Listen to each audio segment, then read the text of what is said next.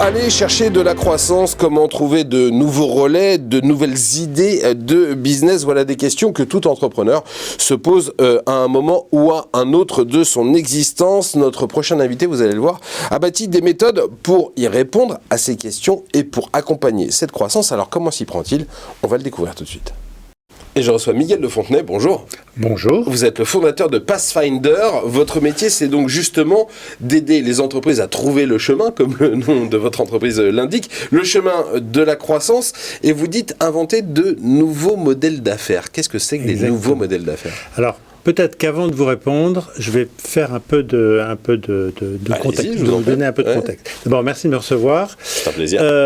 En fait, ce dont on s'est aperçu très très rapidement, il y a déjà un moment, c'est que en fait, tout ce qu'on appelle les chaînes de valeur, les industries sont toutes impactées par ce qu'on appelle les intrants, qui sont des intrants exogènes, qui sont des intrants environnementaux, microéconomiques, numériques, etc., et sanitaires, pour ne parler que de celui-ci, et que tout ça, ça a des conséquences importantes sur ces chaînes de valeur et pour les entreprises qui sont sur ces chaînes de valeur.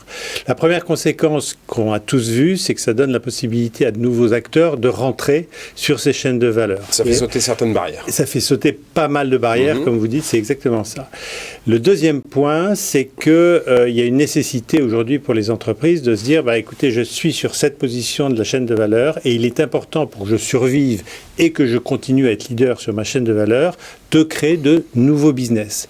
Et c'est là qu'on en revient à l'entrepreneuriat pour les industries. Et c'est sur cette idée-là qu'on s'est dit, la première chose à faire pour une société, un groupe, c'est finalement de réfléchir à son nouveau métier, en anglais, à son next core business. Alors ça ne veut pas dire qu'on abandonne son core business, ça veut dire qu'il faut se rajouter des core business qui sont soit adjacents, soit encore décalés par rapport à son core business. C'est ce que moi, vieux journaliste économique, on appelait des relais de croissance. C'est exactement ça, c'est exactement ça. Ouais, en bon français, ce sont des relais de croissance. Alors justement, c'est quoi l'idée de Pathfinder? C'est que moi, je suis entrepreneur, je vous dis n'importe quoi, je fabrique, je sais pas moi, de la lessive, du dentifrice ou des crèmes de beauté. Je suis très bien installé sur mon marché, mais je suis limité sur les idées de nouveaux business et je viens vous voir et là vous allez m'aider, c'est ça l'idée? Alors l'idée c'est à peu près celle-là, mais venant non pas d'un entrepreneur mais d'un groupe industriel qui s'appelle Carrefour, qui s'appelle Renault, qui s'appelle BNP Paribas, etc., etc. Et ce groupe vient en me disant, j'ai besoin effectivement de me décaler par rapport à mon core business, d'ajouter un nouveau business en capitalisant sur mes assets. Alors ce qu'on fait c'est très simple, la première chose c'est qu'on regarde très rapidement où le groupe se situe dans la chaîne de valeur, quels sont ses assets, parce qu'il faut capitaliser sur ses assets. Ses avantages, pardon, excusez-moi. Ouais.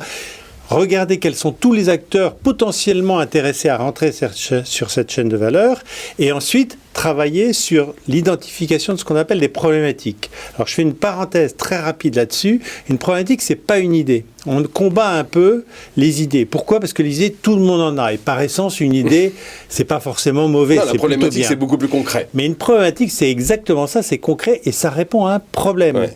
Et ça doit répondre à un problème durable.